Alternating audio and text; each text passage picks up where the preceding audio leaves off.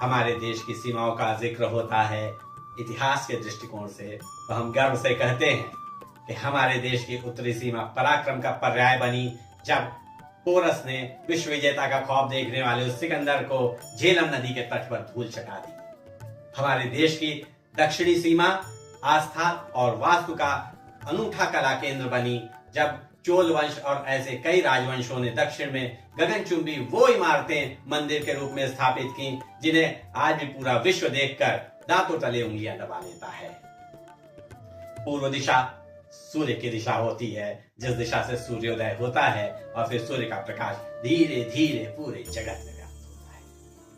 हमारे भारत भूमि के पूर्व में भी ज्ञान का सूर्योदय हुआ नालंदा के रूप में, जब गुप्त वंश के शासकों ने नालंदा की स्थापना की इस संकल्प के साथ कि भारत का आध्यात्म और भारत का ज्ञान पूरे विश्व में प्रकाश के रूप में व्याप्त होगा।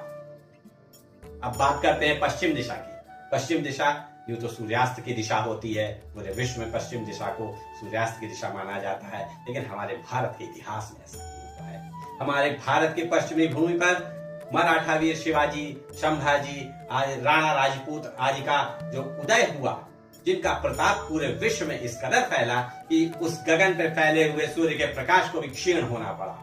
यह है हमारे भारत की ऐतिहासिक सीमा। समूचे विश्व में क्या कोई ऐसा दूसरा देश है जिसकी दीवारें, जिसकी सीमाएं आस्था, धर्म, ज्ञान विज्ञान और पराक्रम द्वारा सुदृढ़ीकृत की गई हों?